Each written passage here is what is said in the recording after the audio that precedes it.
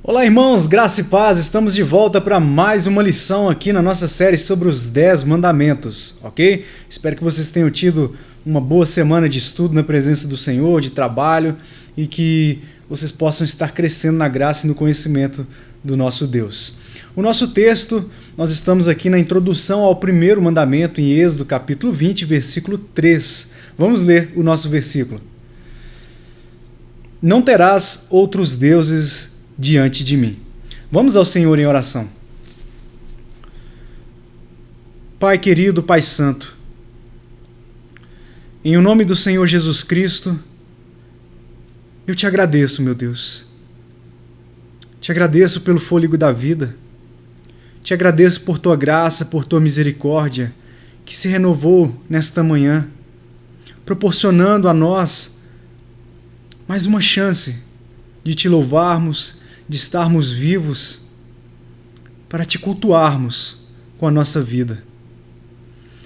Ó Deus, que isso aqui não seja simplesmente um estudo, um rito religioso, mas que seja um culto racional e que possamos, depois deste estudo, sair para casa, para o trabalho, para onde quer que nós viemos nos achegar, que nós possamos sair e carregar este ensino, que o Teu Espírito Santo fique conosco ao longo do dia, da semana, do mês, pelo restante de nossas vidas. Pai, quantas transgressões, quantas rebeliões, quanta murmuração temos proferido contra Ti, quanta incredulidade da nossa parte. Mas o Senhor tem sido tão amoroso e fiel à nova aliança, aliança no sangue do Teu Filho. E é graças a Ele que agora eu posso unir a minha fé com este irmão, com esta irmã, e falar contigo, Pai. Não apenas como um escravo, mas também como um filho, como um amigo. Bendito seja o Senhor que de dia em dia nos cumula de benefícios, o Deus da minha, da nossa salvação. Pai, nos ajude a compreensão, nos ajude a termos compreensão desta introdução do primeiro mandamento que o Senhor deu ao Teu servo Moisés. Que o Teu reino avance, que cada um de nós possamos crescer na graça e no conhecimento do Senhor. Em nome de Jesus, Pai, nos ajude, não nos desampare em nossos pecados, em nossas paixões, em nossas concupiscências. Nos faça santo, Pai. Sejamos santos como o Teu Filho amado é santo, como o Senhor é santo. Eu oro em nome de Cristo. Amém. Bem, vamos continuar. Na nossa última lição, como eu dizia, nós vimos o início da introdução ao primeiro mandamento, que foi o texto que a gente acabou de ler. Nós paramos olhando o que é requerido, exigido no primeiro mandamento. Eu falava a respeito de um comentário do Catecismo Puritano de Charles Haddon Spurgeon, e a gente comentou sobre como nós somos propensos a criarmos ídolos no coração e etc. Então, eu te convido, se você não assistiu, aqui na descrição do vídeo tem o link com a playlist dessa série. Volta lá, assista a primeira, a segunda lição e depois você vem aqui na terceira, tá bom? Nós vimos também um comentário de Martinho Lutero sobre o que é nos refugiarmos nos momentos de dificuldade, nas situações difíceis. Para onde que nós corremos, para onde nos refugiamos? E eu encerrei lendo uma frase dele e vamos retomar daqui em diante, ok? Então Lutero diz mais: portanto, ter um Deus outra coisa não é, senão confiar e crer nele de coração. Aquilo, pois, a que prendes o coração e confias, isso digo, é propriamente o teu Deus. Nós vamos ver muito a respeito dessa frase aqui, de agora em diante, até o final dessa lição. Então preste muita atenção, pegue aí seu rascunho, seu lápis, o bloco de notas do seu celular, do seu iPhone, e vamos nessa. Os deuses, eu escrevi aqui, os deuses mais almejados e idolatrados na nossa geração são o sexo sem lei e o amor ao dinheiro. Outros criam deuses mais éticos e se estribam no próprio entendimento. Alguns na força, outros na beleza. Mas o homem sábio se gloria apenas no Senhor e em conhecê-lo. Aqui é basicamente o que está dito lá em Jeremias, capítulo 9, versículos 23 e 24, onde o Senhor diz: assim diz o Senhor, não se glorie o sábio na sua sabedoria, nem o forte na sua força, nem o rico nas suas riquezas, mas o que se gloriar, glorie-se nisto, em me conhecer e saber que eu sou o Senhor e faço misericórdia, juízo e justiça na terra. Meu irmão, aqui eu citei vários deuses do mundo. Quando eu digo mundo, eu estou falando do sistema. E quem que compõe o sistema? As pessoas incrédulas, pessoas que não conhecem a Deus, que não conhecem o nosso Senhor. Esses são os deuses dos homens incrédulos, dos perdidos. A pessoa que é sábia, a pessoa que tem a sabedoria do mundo, Deus está falando, não se glorie na sua sabedoria. Se você é mais hábil do que os seus amigos, se você é mais esperto do que os seus colegas, não se glorie nisso. Se por algum motivo a natureza te dotou, Deus te dotou, ainda que você não creia em Deus, se Deus te dotou de uma capacidade que está além da maioria daqueles que te cercam, não se glorie nisso. Não se glorie o forte na sua força. O forte pode ser várias coisas. Podem ser pessoas que buscam e se estribam na sua força intelectual, psicológica ou até mesmo na sua força física. Eu falava na última lição sobre a importância de nos cuidarmos, de nos exercitarmos, mas isso não pode se transformar em um ídolo. Como se você já frequentou ou frequenta uma academia pública, você vai identificar pessoas cultuando o próprio corpo. E isso vai além de cuidar da saúde, se torna um ídolo. Então não se glorie na sua força. Se você hoje é um jovem cheio de força, cheio de saúde, tenha certeza que vai passar. A gravidade ela vai te destruir. Se você não morrer antes de ficar velhinho, a gravidade ela vai destruir o seu corpo. E as dores vão vir, os problemas de saúde vão chegar. O seu corpo, a não ser que Cristo volte antes, não vai ficar para semente aqui nessa terra. Você vai morrer. Eu vou morrer, todos nós vamos morrer, caso Cristo não retorne antes. Então não se glorie na força da juventude. Quando a gente é jovem, a gente acha que a gente vai ficar forte e jovem para sempre. Eu me lembro quando eu era um adolescente, no início da fase adulta, ainda sem conhecer o Senhor, tinha muita essa ilusão, a gente não tinha essa visão do futuro, a gente não tinha essa perspectiva que um dia a gente iria envelhecer.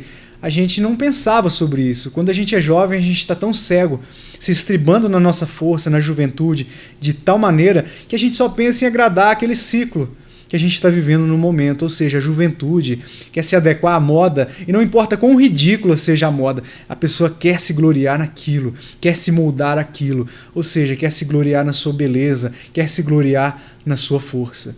E Deus está falando na sua palavra, nem o forte na sua força, nem o rico nas suas riquezas. Aqui está, na minha opinião, se não é o maior Deus, eu acredito que é o segundo maior Deus das pessoas incrédulas, o dinheiro, a busca desenfreada por dinheiro.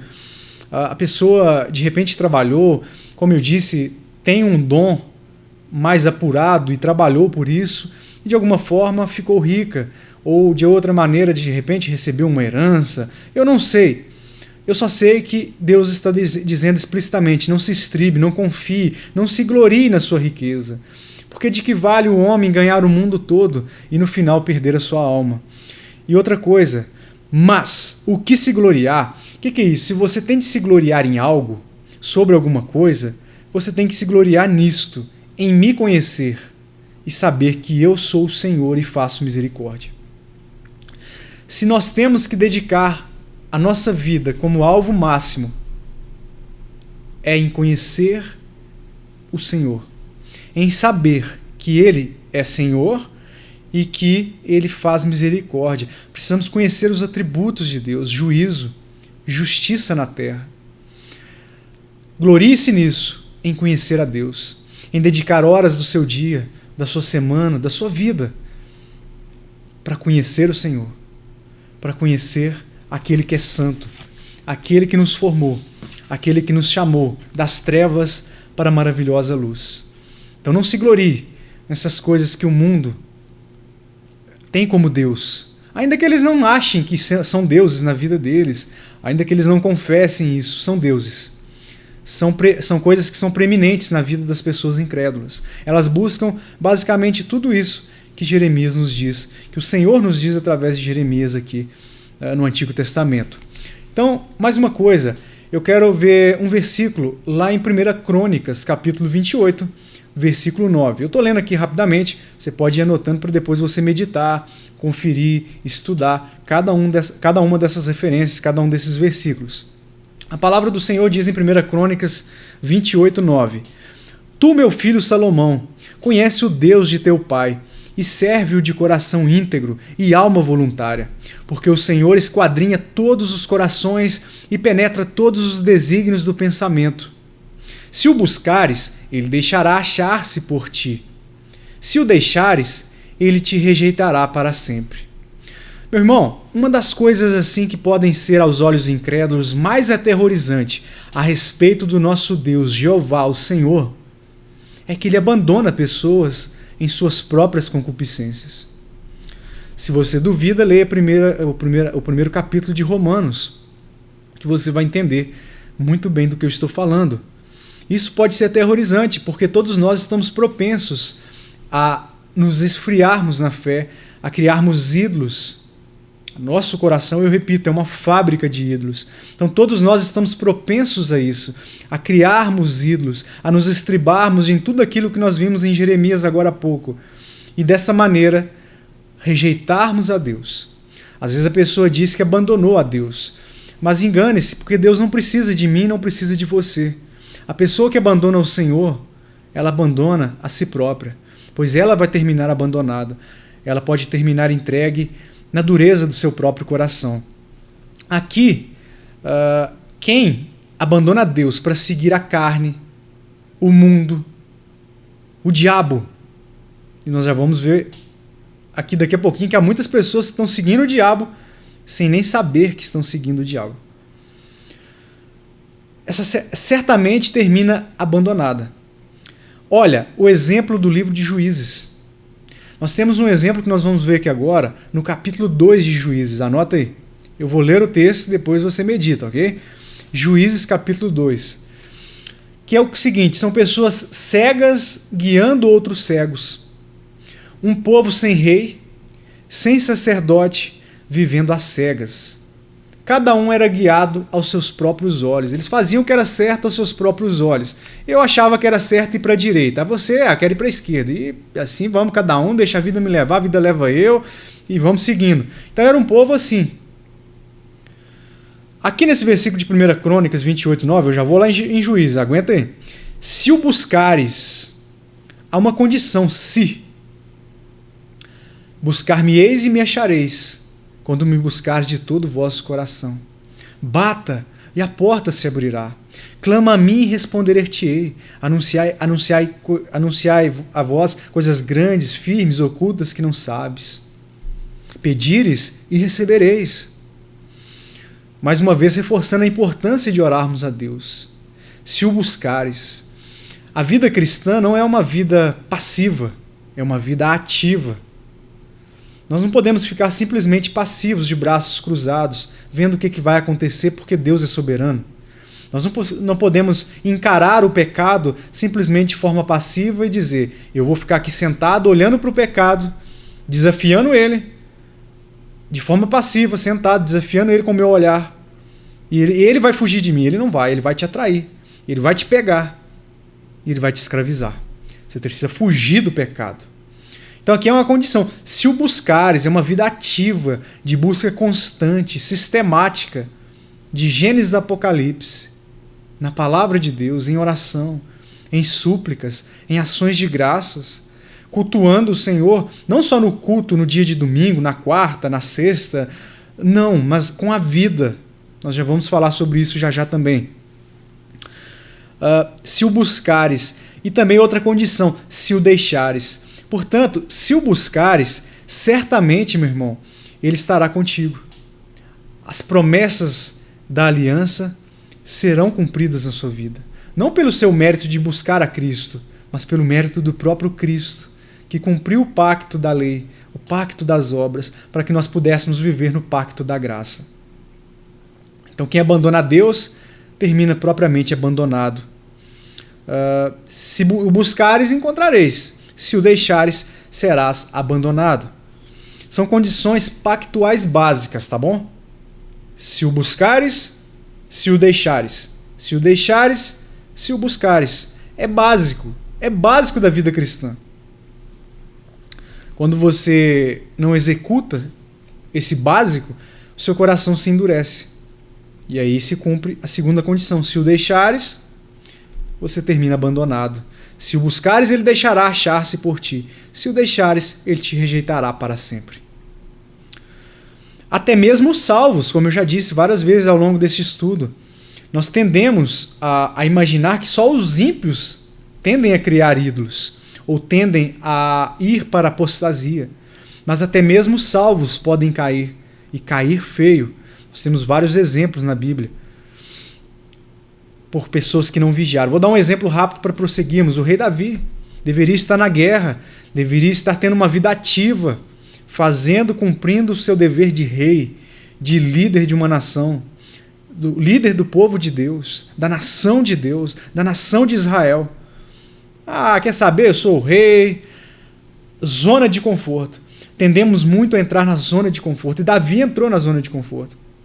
E decidiu, quer saber? Deixa o meu exército lutar lá, alguns morrerem, outros sangrarem. Eu vou ficar hoje dormindo até 1h. Uma vida ociosa. Uma vida onde a zona de conforto se estabelece. Somos propensos a criarmos, a buscarmos o nosso objetivo e alcançarmos um determinado grau desse objetivo, nós estabilizamos. Ficamos ali na prancha, só esperando a próxima onda. E isso não é prático para a vida cristã. A vida cristã é de prática e não de ociosidade. Mas Davi, meu irmão, ficou na prancha. Decidiu ficar no palácio, descansando, dormindo. Quando ele saiu na janela para espreguiçar, de manhã não, né? Quase meio-dia, ele enxergou Batseba. E ali o pecado o atraiu. E o pecado, ele falou, quer saber? Vou trazer ela para mais perto. Só vou brincar com o pecado um pouquinho. Vou só dialogar com o pecado. A história todos conhecem. Se você não conhece, depois você estude. Davi adulterou. E aquele adultério terminou num homicídio. E aquele homicídio e aquele adultério se proliferou através dos seus filhos e virou um verdadeiro tumulto na vida de Davi. Então, meu irmão, a vida cristã é uma vida ativa.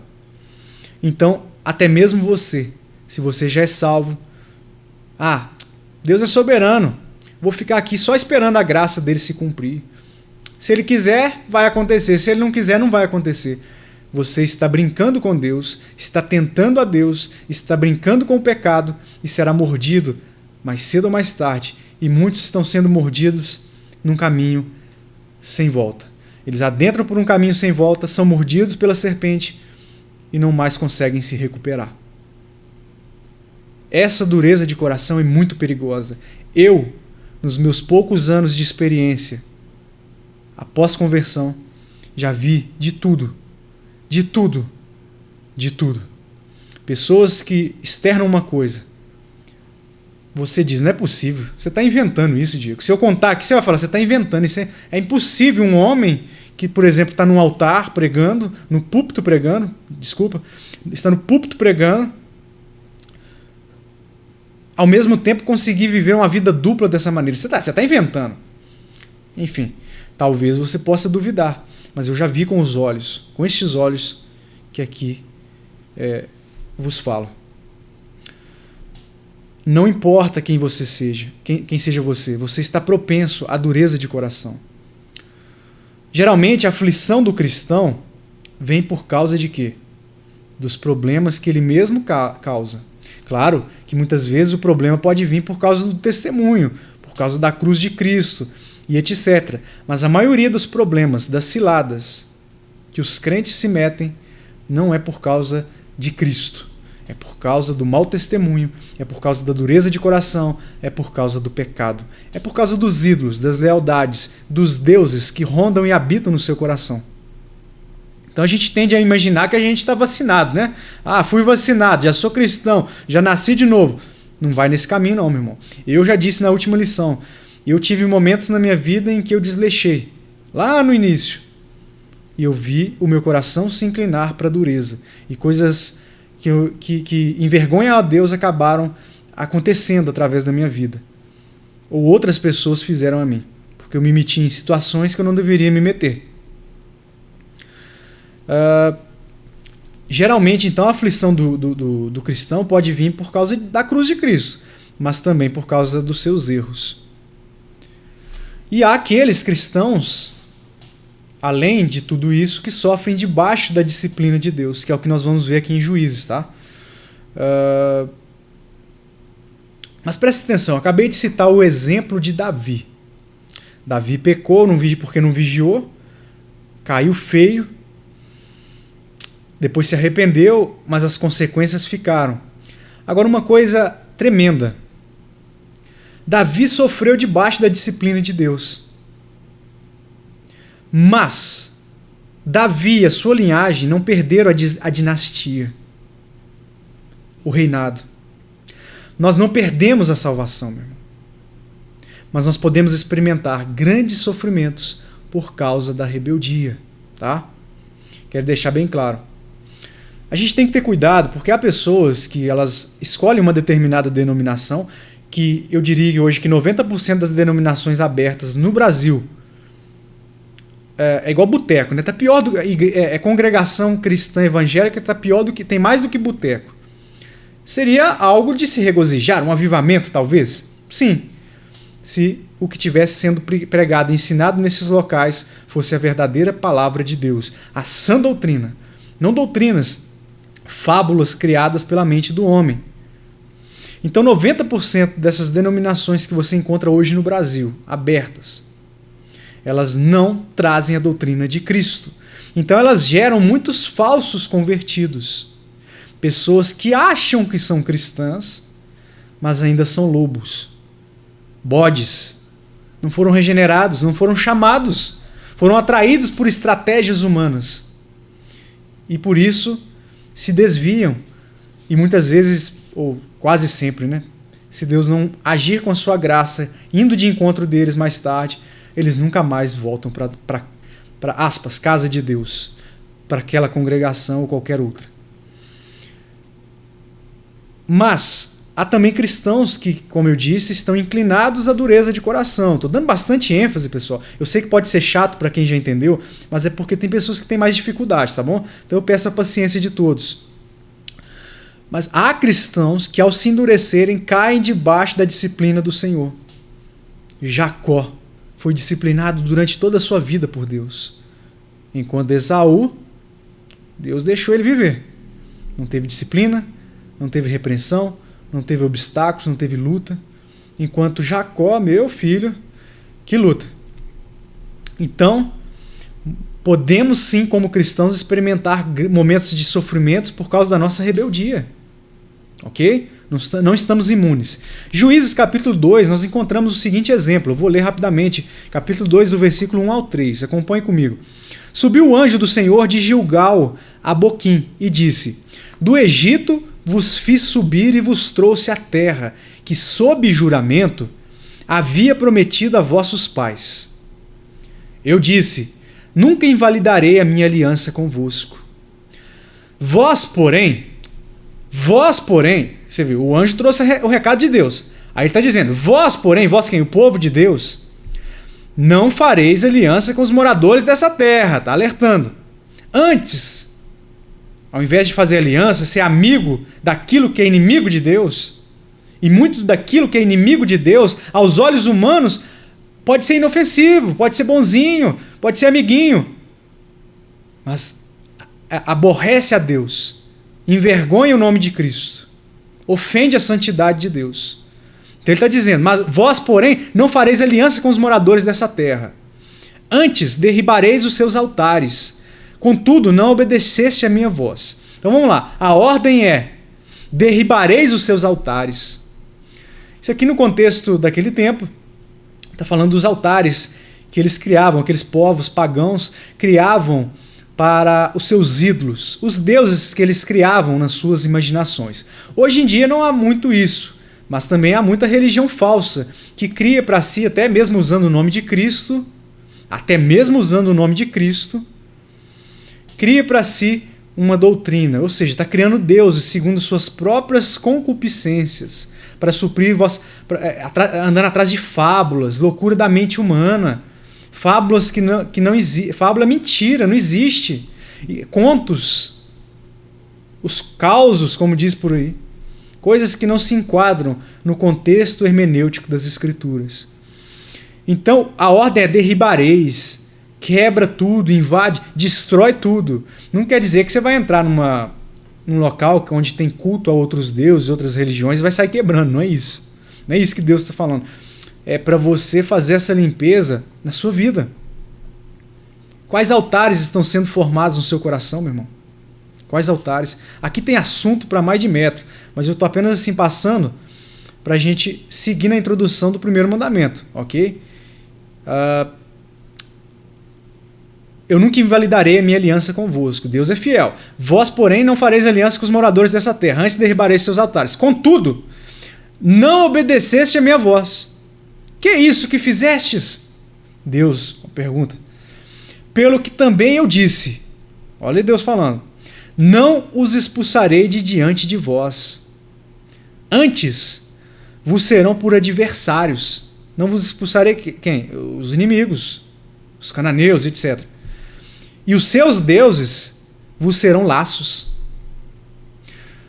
Quando você cria deuses, no caso do contexto aqui, eles estavam criando laços com os deuses dos cananeus, os deuses estranhos, os povos estranhos, que era para destruir tudo, era para extinguir.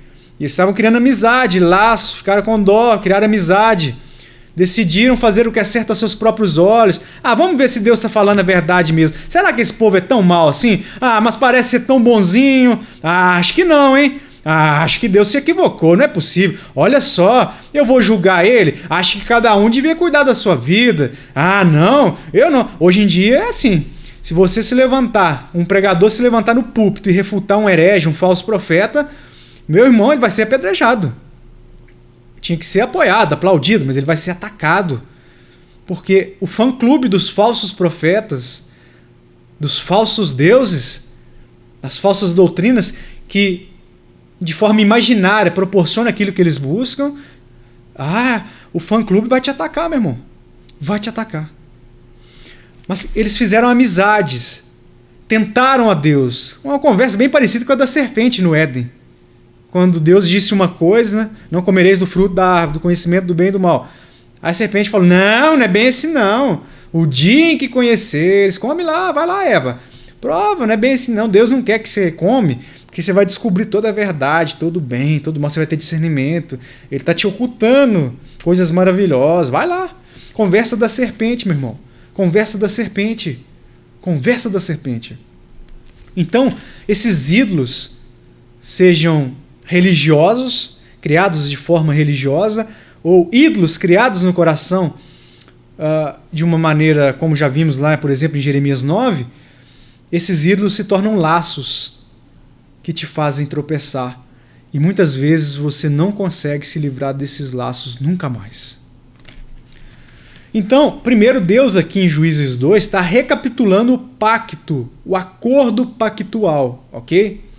Então, ele mostra que a idolatria, seja ela de qualquer espécie, nós vamos ver daqui a pouco alguns tipos, viola a aliança. E os israelitas fizeram diversas alianças com os cananeus. Casamento, rituais religiosos, etc.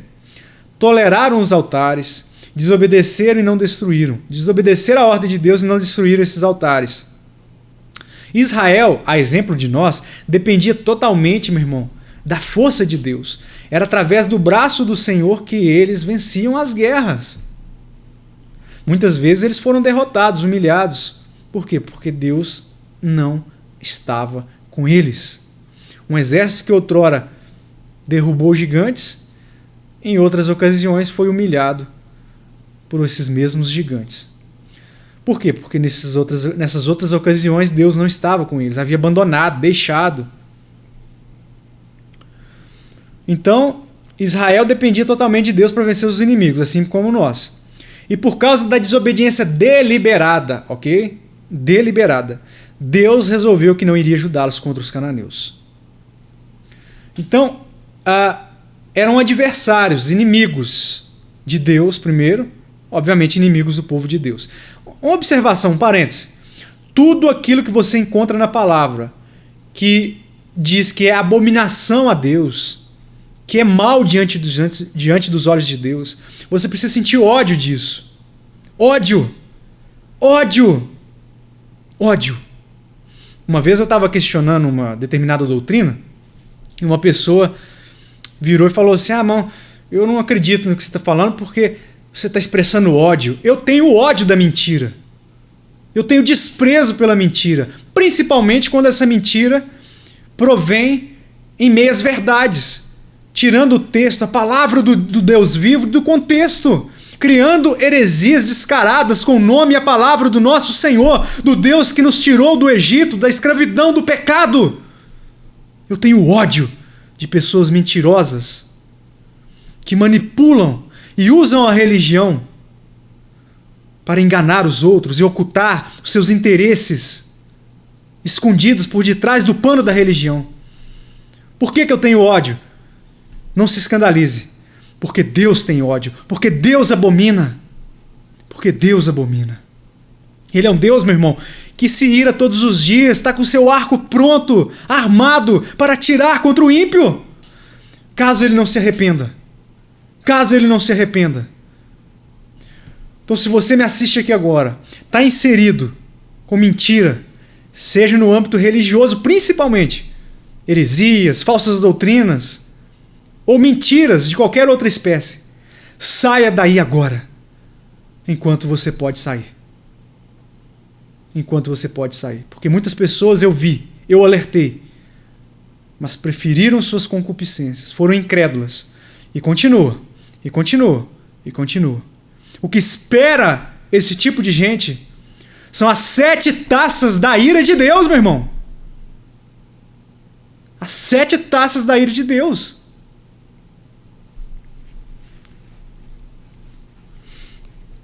Adversários, deuses. Por exemplo, os cananeus, os israelitas casaram com as cananeias. Isso, quando você casa com alguém, aquela pessoa se torna uma só carne com você, ok?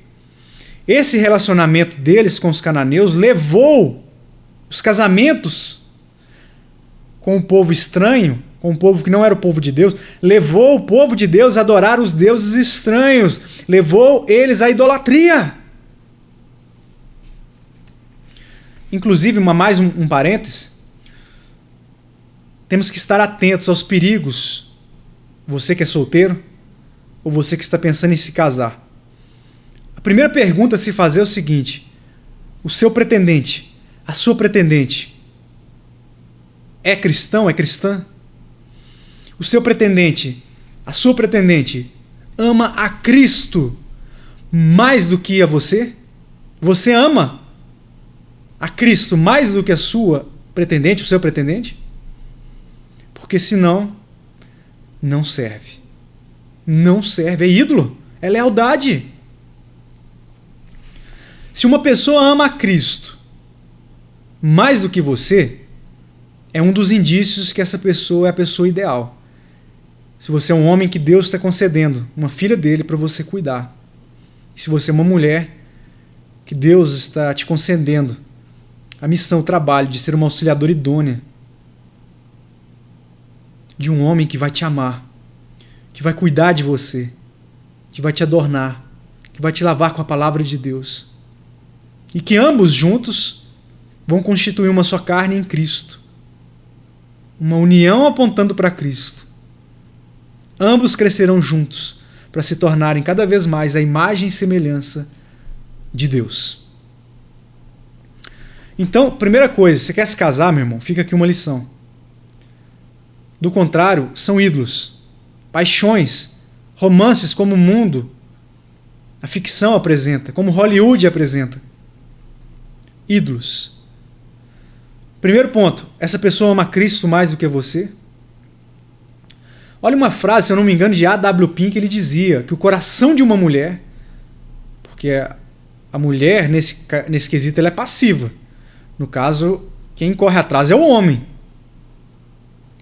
O coração de uma mulher deve estar tão bem guardado em Deus que um homem interessado nela, que um homem que deseja se casar com ela, conhecer ela, se aproximar dela, precise ir até Deus para adentrar nesse coração. Mulheres, guardem o coração de vocês. Guardem com 7 chaves em Cristo. Esteja perto de Cristo. Porque o dia que o Senhor enviar um homem para casar com vocês, para cuidar de vocês, o próprio Deus vai enviar esse homem. Como enviou o servo de Isaac para em busca da sua esposa. E ele encontrou ela nos seus afazeres. Ela não estava preocupada, ansiosa, inquieta. Ela estava seguindo a vida dela. E o servo do Isaac foi até lá, pediu ajuda, o conselho de Deus, confirmou e levou a esposa para o seu senhor, Isaac. Então, o primeiro passo, guarde o seu coração no Senhor. Porque qualquer cafajeste que tentar se aproximar de você não vai conseguir te atrair e te enganar. Porque para um homem adentrar no seu coração, primeiro ele vai ter que passar por Cristo. Ele vai ter que ter uma audiência com Cristo para depois entrar no seu coração. Então guarde o seu coração, mulheres. Guarde o coração de vocês. Vocês como, não mais fraca, mas um sexo mais frágil, como se diz, precisam da proteção do Senhor. Um cafajeste jamais passará por Cristo. Agora, um homem de Deus, sim. Ele estará em oração diante de Cristo por você. Amém? Então, as alianças, o casamento, na minha opinião, e eu acredito que é a opinião bíblica, a visão bíblica, é a instituição mais importante depois da igreja. Depois do nosso relacionamento com Deus. Foi instituído, inclusive, antes da igreja institucionalizada. Não é bom que o homem viva só. Falhar-te-ei uma auxiliadora idônea. Mas um casamento mal feito pode te levar a situações comprometedoras. Pode irá envergonhar o nome de Deus. Se você é uma pessoa que teme ao Senhor, fuja de um relacionamento com os estranhos. Não quer dizer que você não terá colegas de trabalho que são incrédulos. Eu não converso com ele porque ele é incrédulo. Não. Essa não é a atitude que o Senhor espera de nós. Aqui, a ideia de aliança é casamento, é uma coisa íntima. Casamento é se tornar uma só carne. Esse tipo de aliança você não vai fazer com o incrédulo. Mas nada te impede de ser gentil, de servir os incrédulos, para que, quem sabe, Deus os atraia através do seu testemunho. Então, os casamentos dos israelitas com os cananeus levavam eles à idolatria, como de fato levou, né? Eu anotei aqui, melhor é estar só do que em aliança com o pecado. Spurgeon, para terminar esse assunto, para a gente seguir em diante, Spurgeon uma vez contou um caos verdadeiro, né? Uma ilustração, de uma mulher, que ela estava em cima de uma mesa. Ela estava apaixonada com um homem, só que ela estava mais alta do que esse homem, porque obviamente ela estava em cima de uma mesa. E ela decidiu tentar puxar esse homem, um homem forte, grande, para cima dessa mesa, para se casar com ele. Para que eles estivessem ali no mesmo patamar de igualdade. O que vocês acham que aconteceu? Essa mulher frágil, apesar de corajosa, frágil, conseguiu puxar esse homem forte e grande para cima da mesa, ou o homem grande e forte puxou ela para baixo da mesa? Obviamente, ela foi puxada para baixo. E assim vai acontecer, seja comigo homem, isso é independente do gênero, seja um homem ou mulher, se relacionar com o incrédulo, estará mais propenso. O seguinte, ele irá te derrubar da mesa. Ele irá te derrubar. Ele vai te afastar do Senhor. Ah, mas eu conheço fulano de tal que deu certo, ele levou a fulana para Cristo. Ah, a fulana levou o fulano para Cristo. Pode acontecer? Claro que pode, Deus é misericordioso. Mas não se ponha nesse tipo de risco. Tenha um gerenciamento de risco na sua vida. E Deus aqui está te alertando. Não faça aliança com um povo estranho, de qualquer tipo. Há um tempo determinado para todas as coisas. Aqui em Juízes, eles decidiram fazer as coisas do próprio jeito deles. Não vamos esperar o Senhor. Não vamos. Por exemplo, lá em Samuel. Samuel foi desrespeitado, rejeitado pelo povo. Mais adiante, já depois de Juízes. Samuel era o profeta Samuel. Não havia rei em Israel. E o povo, mais uma vez, abandona o Senhor e abandona o sacerdote, o profeta de Deus. E exige de Samuel: nós queremos um rei. Nós exigimos um rei. E o final da história, você já sabe, né? Deus falou: Samuel, eles querem, vamos dar o rei deles. Mas avisa eles, vai acontecer isso. Aí vem o rei Saul. Aí vocês sabem como que terminou, né? O rei Saul. Há um tempo determinado para todas as coisas. A impaciência também pode ser um ídolo. Por quê? Ou pelo menos um abastecimento de ídolos. Porque a impaciência te leva a tomar decisões precipitadas e a criar ídolos, a confiar em ídolos.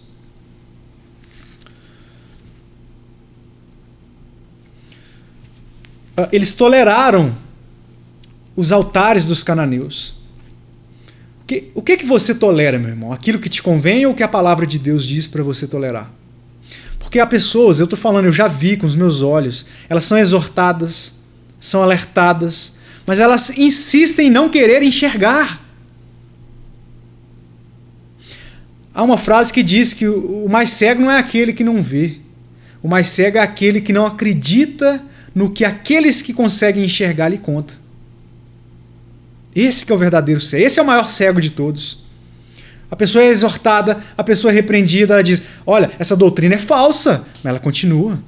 Tudo... Até as coisas seculares cooperam para mostrar para ela que está errado, que aquilo é errado. Mas ela: não, eu quero continuar porque é conveniente a ela. Está tudo conspirando e exortando: fulano, esse adultério vai te levar para o inferno. Esse adultério é abominável aos olhos de Deus. Essa fornicação, essa mentira, esse dinheiro ilícito. Por conveniência, finge que não é com ela. Por conveniência: não é bem assim. Não, eu não vejo bem assim. Não é bem assim. Isso é Satanás te usando para me atrapalhar. Lembra de Jesus falando que ia ser crucificado, que ia ser pregado, ia ser morto pelos judeus, por Roma? Aí o Pedro, usado por Satanás: não, Senhor, tenha misericórdia e compaixão de ti. Não vai te suceder isso. Arreda-te de mim, Satanás. Você fala com a pessoa, você está errada. Você mostra para ela, prova para ela por A mais B. Não é bem assim, a minha visão é diferente. Satanás que está te usando. Ele não vai me enganar, não. Meu Deus, já está enganando. Porque, por exemplo, se eu, Diego, me aproximo de você e falo: fulano, ciclano, você está equivocado contra a sua doutrina.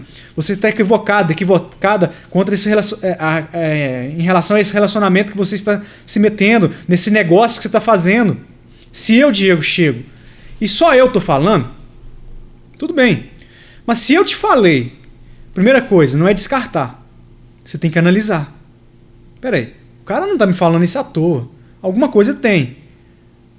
Ele não é louco, ele é um cara normal, ele não é bandido, safado, não é.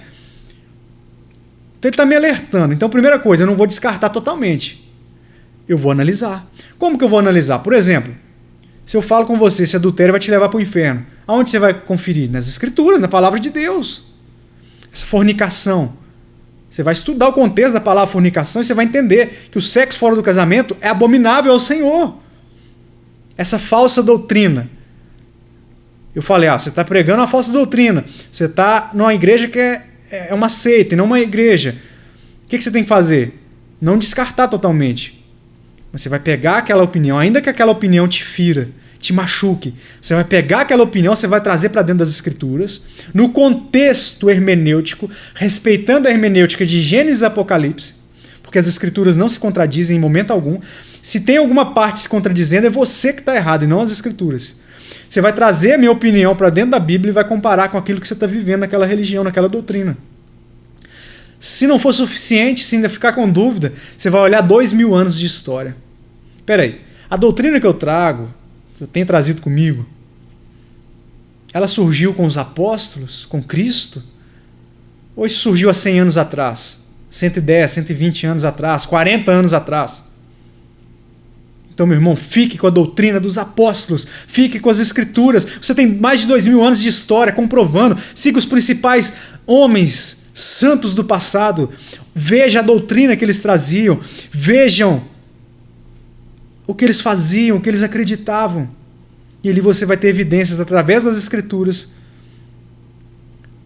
qual caminho você deve seguir. Se eu estou mentindo, se eu estou equivocado ou se é você. E isso em todos os aspectos. Então não tolere proibições de acordo com a sua conveniência. Mateus capítulo 4, versículo 8 ao 10, nós temos uma passagem onde Jesus foi levado, ele estava sendo tentado. O Espírito de Deus levou Jesus para o deserto, para jejuar. Ficou lá 40 dias, 40 noites. Aí depois o diabo no final apareceu para tentar ele. E o diabo levou ele a um monte muito alto. E mostrou a Jesus em carne humana, sujeito às mesmas tentações que eu e você. Ele mostrou todos os reinos do mundo e a glória deles. Tudo que eu, você e qualquer homem natural, no seu pecado, na sua carne, deseja deste mundo, desfrutar nesse mundo. Todas aquelas regalias que Salomão, por exemplo, provou. Tudo isso e muito mais, Satanás ofereceu para Jesus. Eu estou te dando. Como se ele tivesse poder para isso. Mas ele disse, tudo isso te darei, se, tinha uma condição para Jesus, prostrado me adorares. Então Jesus lhe ordenou, retira-te, Satanás, porque está escrito, ao Senhor teu Deus adorarás e só a ele darás culto.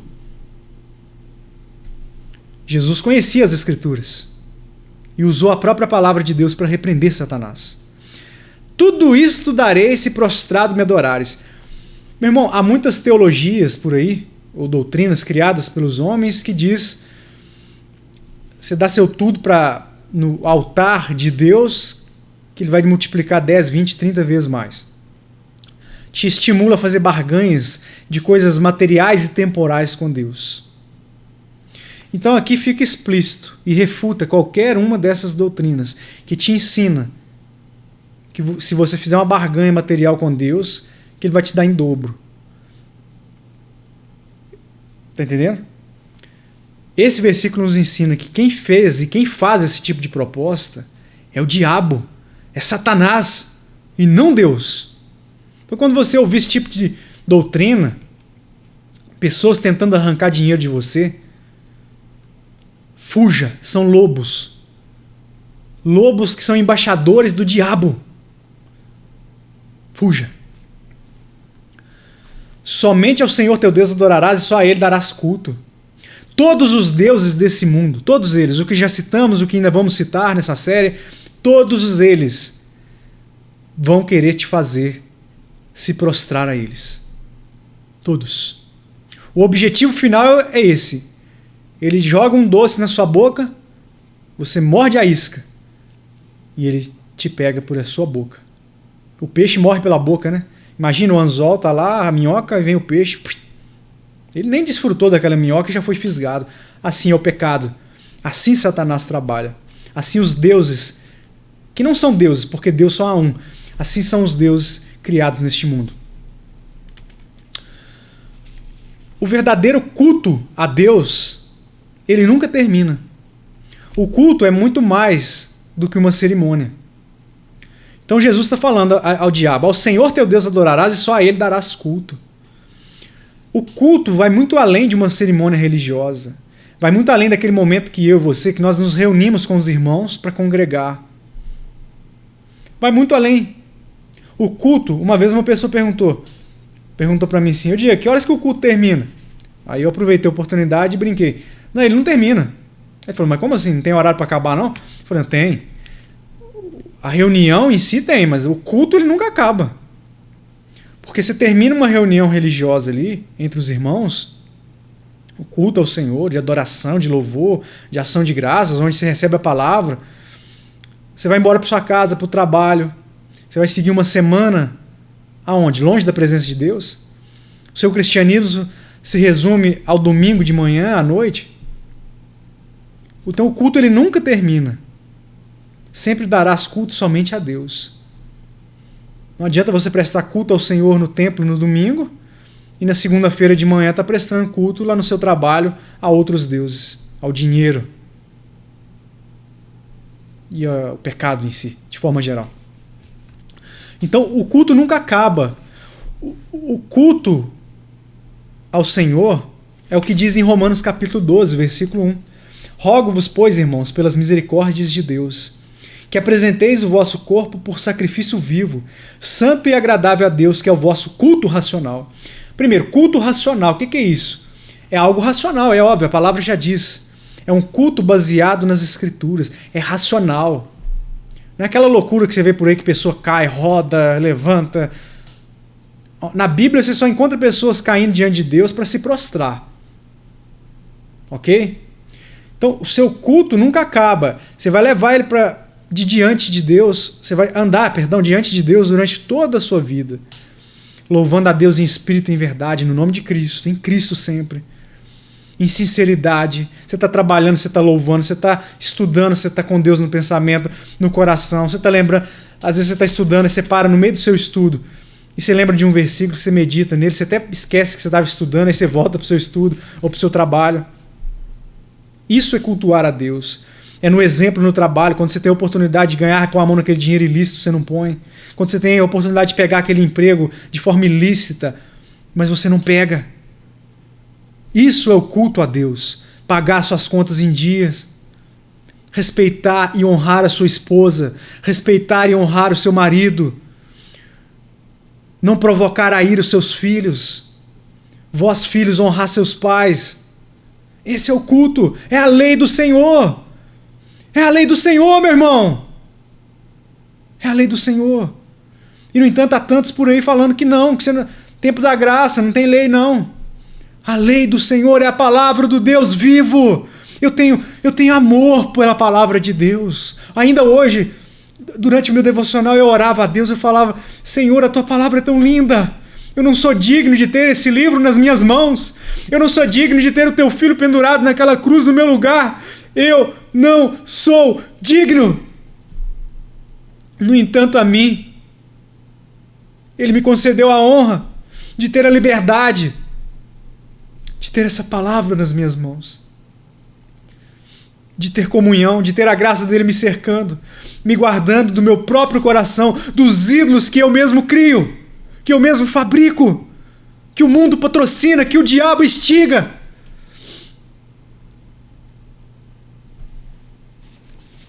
Adorar a Deus de verdade e com zelo é também rejeitar, meu irmão, qualquer idolatria e cooperação com o que é falso mediante a verdade das Escrituras. Se apegue a essa verdade. A palavra de Deus é a coisa mais valiosa que você tem nas suas mãos. São joias, diamantes, ouro. Ouro. Outro dia eu vi um vídeo, parecia um lugar de garimpo, onde um determinado lugar, um garimpo todo escavado já, é difícil encontrar ouro nesses locais. E todos saíram correndo porque tinham achado ouro num determinado lugar. Pareciam animais saindo do curral, desenfreados, sem freio, em direção daquele local onde haviam encontrado uma porção de ouro. E, no entanto, você tem um livro repleto de ouro, infindável. E você tem desprezado, negligenciado, ido atrás de outros deuses. Por quê, meu irmão? Desperta, ó tu que dormes, e Cristo te esclarecerá. Levante dentre os mortos. Agora eu falo com você que está morto em pecados e delitos e que por um acaso chegou até aqui me assistindo. Desperta, ó tu que dormes, e levante entre os mortos, e Cristo te esclarecerá. E Cristo te esclarecerá. Quase todos os mandamentos são expressos na forma negativa, de proibição, porque pressupõe a existência de pecado e desejos malignos no coração humano. Por isso que o Senhor diz nesse versículo que estamos estudando: outros deuses diante de mim. Bem, nós chegamos ao término de mais uma lição e ficou faltando um pedaço da introdução, mas na próxima lição a gente já termina essa introdução e já começa propriamente na exposição do primeiro mandamento, se Deus assim permitir. Que Deus em Cristo os abençoe. Eu espero que mais uma vez tenha sido útil. Obrigado por você ter assistido até o final. Se possível, compartilhe com aqueles que você conhece, com aqueles que você ama, nas suas redes sociais. E, se Deus assim quiser, eu os vejo aqui na próxima lição. Fiquem com Deus. Tchau!